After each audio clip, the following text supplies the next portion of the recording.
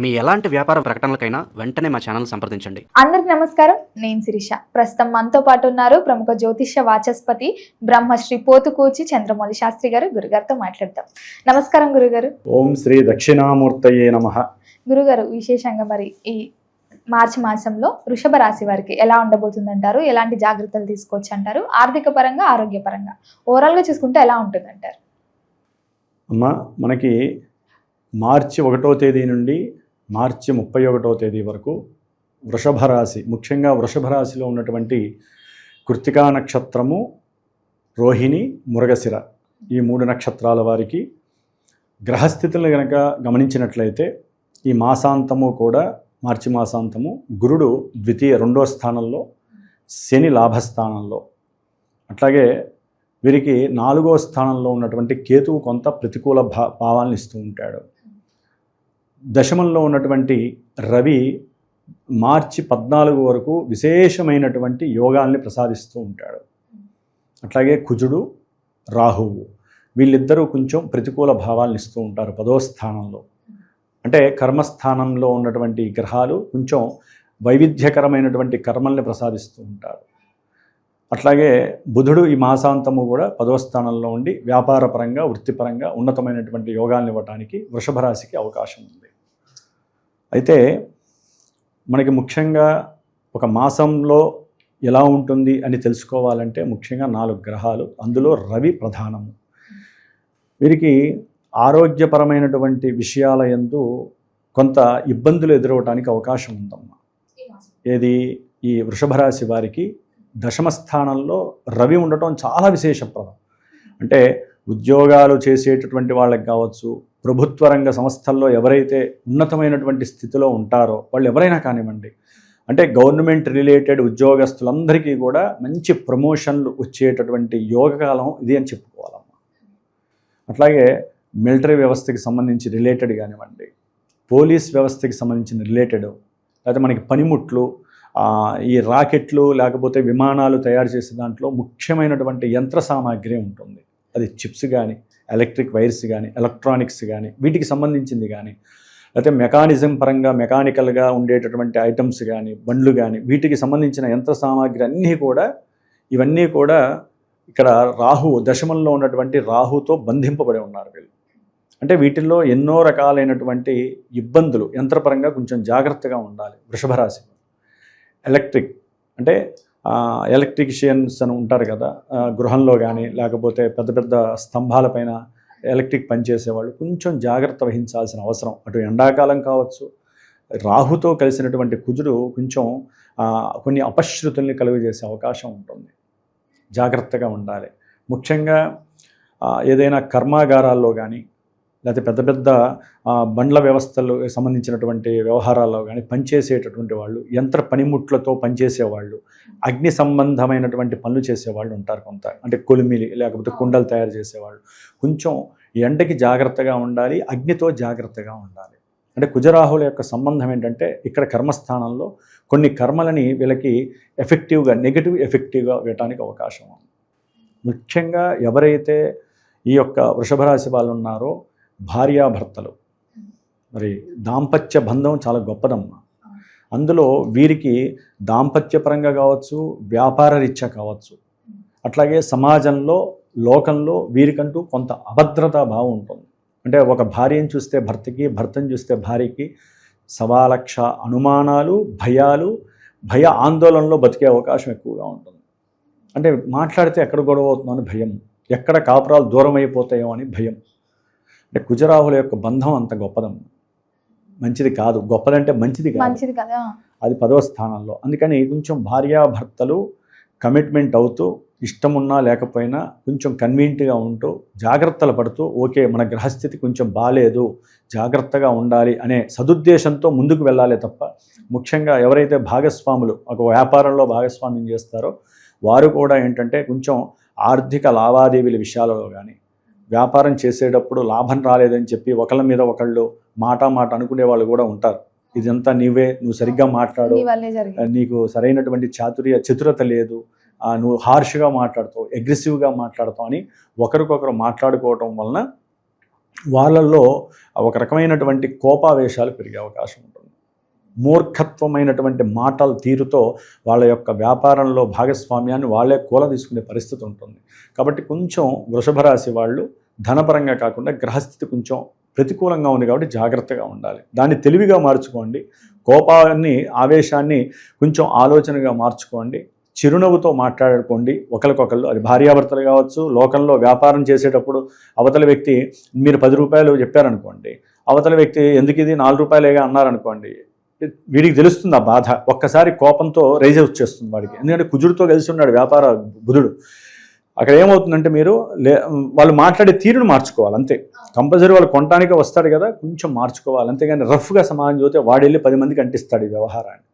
అక్కడ కొన్ని సమస్యలు ఎదురవుతాయి. కాబట్టి వ్యాపారం బాగా సాగాలి అనుకుంటే కనుక మీరు కొంత విష్ణు సహస్రనామ పారాయణ చేయాలి. బుధరాహుల మిశ్రమం కూడా వ్యాపారంలో ఎన్నో ఆటుపోటుల్ని కలుగజేస్తుంది. లాభం వస్తుంది అనుకుంటే నష్టాలని కలుగజేసే అవకాశం ఉంటుంది. ముఖ్యంగా వృషభ రాశి వారికి ఈ రవి మార్చి 15 తర్వాత 15 నుంచి కూడా లాభస్థానంలో వస్తాడు. ఆల్రెడీ లాభంలో శని ఉన్నాడు కాబట్టి అనుకున్న కార్యాలు నిదానంగానైనా సరే చక్కగా విజయవంతం అవడానికి శని యొక్క దృష్టి, శని యొక్క స్థితి చాలా గొప్పగా ఉంది ఈ వృషభ రాశి వారికి. ఆర్థిక ధనలాభాదులు కానివ్వండి, పెట్టిన పెట్టుబడులకి సరైనటువంటి విషయాలు కానివ్వండి, షేర్స్లో కానీ స్టాక్ మార్కెట్లో కానీ పెట్టినవి, అట్లా కొంతమంది విద్యాలయాలు, వైద్యాలయాలు నడిపేటటువంటి వాళ్ళకి అనుకూలమైనటువంటి స్థితిగతులన్నీ కూడా ఆల్రెడీ మార్చి నుంచి ప్రారంభమవుతాయి. లాభాలు రావడానికి అప్పుడు ఎక్కువగా అవకాశం ఉంటుంది మార్చి 14 తర్వాత. ముఖ్యంగా విద్యార్థులకి గుర్తుండకపోవటము, నిదానంగా చెప్పటము, ఏదన్నా అడిగిన సమాధానము, లేకపోతే ఎగ్జామ్స్ అప్పుడు తెలియనటువంటి భయము, ఆందోళన ఇవన్నీ ఉండే అవకాశం ఉంటుంది. కానీ 14 తర్వాత రవి యొక్క లాభస్థాన స్థితి కొడుకుతో కలిసి ఉంటాడు, శనితో. రవి శనులు ఇద్దరు తండ్రి కొడుకులు. కాకపోతే శనికి కొంచెం ఇబ్బందిగా అనిపించినా ఉద్యోగాల్లో ఆయన మడత పెట్టే అవకాశాలు ఉంటాయి. శని వలన రవి అక్కడ ఉండటం శనికి ఇష్టం ఉండదు. దానివల్ల ఏమవుతుందంటే కొంచెం ఉద్యోగ సంబంధిత విషయాలలో వీరిద్దరికీ మధ్య, అంటే కింద వాళ్ళకి ఈ ఉద్యోగం చేసే వాళ్ళ కింద పనిచేసే వాళ్ళకి కొంత ఏదో అనుకున్నది జరక్క మాట పెరిగే అవకాశం ఉంటుంది. అయినా కూడా రవి చాకచక్యంగా ఆయన యొక్క మిత్రక్షేత్రం కాబట్టి ముందుకు వెళ్తూ ఉంటాడు. ఎందుకంటే ఆయనకి కొడుకు మీద పెద్దగా నెగిటివ్ ఎఫెక్ట్ ఉండదు. కాబట్టి ఉన్నంతలో 14 తర్వాత రవిశనుల యొక్క బలము వృషభ రాశి వారికి విశేషమైనటువంటి విద్యావంతులకైతే విద్యాయోగము, రియల్ ఎస్టేట్ చేసేటటువంటి వాళ్ళకి రియల్ ఎస్టేట్ వ్యాపారాల్లో మంచి అభివృద్ధి, లాభము, పెట్టుబడుల ద్వారా విశేషమైనటువంటి ధనలాభాదులు కలుగుతాయి. అట్లాగే ఐరన్ పనిముట్లు పనిచేసే, అంటే ఐరన్కి సంబంధించిన వ్యాపారాలు చేసేవాళ్ళు కావచ్చు, లేకపోతే గోధుమల వ్యాపారము, రైసు, పత్తికి సంబంధించిన వ్యాపారాలు, ఇవన్నీ ఎవరైతే ఉంటారో వ్యవసాయ పరంగా ఎవరైతే ఈ భూములకి సంబంధించిన వ్యాపారవేత్తలు ఉంటారో వారికి గవర్నమెంట్ త్రూ వచ్చేటటువంటి లాభాదులు, రాబడులు చాలా చక్కగా వచ్చే అవకాశం ఉంటాయి. అంటే అతి కష్టం మీద వీళ్ళు దాన్ని సాధించుకునేటటువంటి ప్రయత్నాలు ఎక్కువగా చేస్తూ ఉంటారు. కాబట్టి 14 తర్వాత రవి బలం, శని బలం అత్యంత యోగప్రదం. అయితే ఏంటంటే వీళ్ళకి ముఖ్యంగా ఈ బుధగ్రహం 10వ స్థానంలో ఉండటం ద్వారా వీరు వ్యాపారంలో తెలివిగా పెట్టుబడి పెట్టడము, దాని ద్వారా విశేషమైనటువంటి లాభం వస్తుంది అనుకున్నప్పుడు అక్కడ ఆలస్యాన్ని కలుగజేయటము వస్తుంది. లాభం వస్తుంది కానీ ఆలస్యంగా రావటం వలన వీరిలో ఉన్నటువంటి సహనం తగ్గిపోతుంది. వీరి తెలివి మీద వీరే అప్రతిష్ట తెచ్చుకునే పరిస్థితి వస్తుంది. నేను తెలివి లేని వాడిని, అనవసరంగా డబ్బులు పెట్టానని అంత భయపడాల్సిన అవసరం లేదు. దాని తర్వాత వచ్చే నెల దానికి తగ్గట్టుగా మంచి లాభాదులు కలగడానికి అవకాశం ఉంటుంది.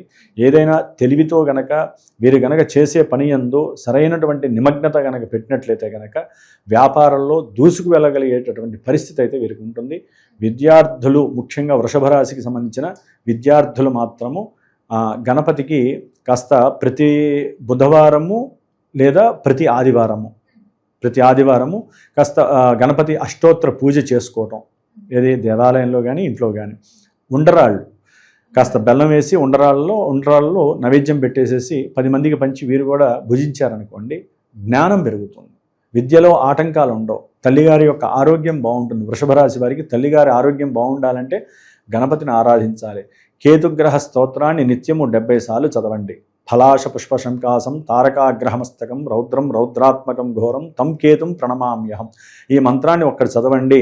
అట్లాగే ఉన్నంతలో గనక ఈ మార్చి 14 వరకు తండ్రి యొక్క ఆరోగ్యము, మీ విద్యలో విఘ్నాలు లేకుండా మీ ఆరోగ్యం కోసము సంకల్ప సిద్ధిగా సూర్యనారాయణకి సంబంధించినటువంటి ఓం సం సూర్యాయ నమః అనేటటువంటి మంత్రాన్ని లేదా ఓం భాస్కరాయ నమః అనే మంత్రాన్ని జపించడం ద్వారా ఆరోగ్యం ఫలప్రదమవుతుంది. కొంచెం వృత్తి ఉద్యోగ వ్యాపారాదుల్లో మాత్రము కొంచెం ఎగుడు దిగుళ్ళు ఉండే అవకాశం ఉంటుంది. అతి కష్టం మీద కనుక మీరు అనుకొని సాధిస్తే బాగుంటుంది. సుబ్రహ్మణ్యేశ్వర స్వామి వారికి మాత్రము తప్పనిసరిగా పాశుపత రుద్ర అభిషేకాన్ని కానీ హోమాన్ని కానీ చేయించుకోండి. మీకు కుజరాహుల యొక్క దోషం పోతుంది. భార్యాభర్తలు వ్యాపారస్తుల మధ్య అన్యోన్యంగా ఉండటానికి అవకాశము వాళ్ళిద్దరూ ఇవ్వటానికి అవకాశం ఉంటుందమ్మా.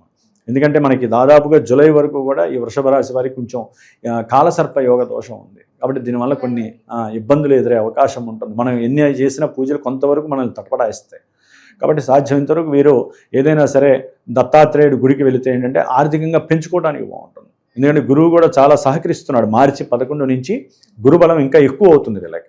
కాబట్టి ఆర్థికంగా బాగుంటుంది. వీరు ఏది మాట్లాడినా సఫలీకృతంగా ఉంటుంది. కుటుంబంలో మంచి సహాయ సహకారాలు అందుతాయి. అట్లాగే ఏదైనా కోర్టు కేసులు ఉంటే కనుక ధన విషయంలో కావచ్చు, భార్యాభర్తల మధ్య కావచ్చు, లేదా వ్యాపారం లేదా చేసేటటువంటి వ్యాపార విషయంలో భాగస్వాముల మధ్య కావచ్చు, భార్యాభర్తల మధ్య ఏదైనా కనుక గొడవలు కానీ అవి కానీ ఉన్నట్లయితే కనుక కోర్టు కేసులు ఉన్నట్లయితే వీరు ఇప్పటివరకు న్యాయవాదులకి పెట్టినటువంటి ధనమంతా వీరు ఏదో రకంగా వ్యాపారం చేసి లాభం కలగడానికి అవకాశం ఉంది. గురుబలం వలన ఈ కేసులన్నీ కూడా రద్దయ్యే అవకాశం కూడా వృషభ రాశి వారికి చాలా మందికి అవకాశాలు ఉన్నాయి. గురుగారు, మరి మొత్తం మీద ఈ వృషభ రాశిలో ఉన్న అన్ని రంగాల వారికి ఈ మాసం అంతా కలిసి రావాలంటే ఏ దైవాన్ని పూజించవచ్చు అంటారు? ఎలాంటి పరిహారాలు చేసుకోవచ్చు అంటారు?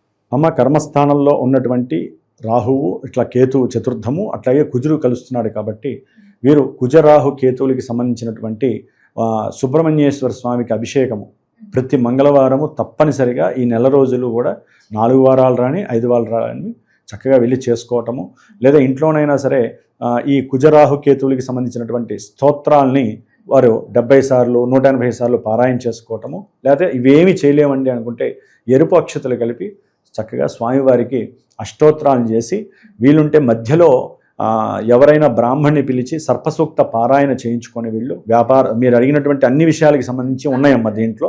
కాబట్టి సర్పసూక్త పారాయణ ఒక 120 సార్లు చేయించుకొని నాగపడిగని దానం ఇచ్చేయటం ద్వారా చాలా విశేషమైనటువంటి ఫలితం ఉంటుందమ్మా. ఒట్టిగా ఏది కూడా దానం ఇవ్వకూడదు. దానికి సంప్రోక్షణ చేసి పూజ చేసుకొని వీళ్ళు పూజ చేసుకుంటే ఆ దోషం వెళ్ళిపోవడానికి అవకాశం ఉంటుంది. గురుగారు, మరి మొత్తం మీద ఈ మాసంలో వృషభ రాశి వారికి ఎలా ఉండబోతుంది, ఎలాంటి జాగ్రత్తలు తీసుకోవాలో తెలియజేసినందుకు ధన్యవాదాలు. ఓం శ్రీమాత్రే నమః.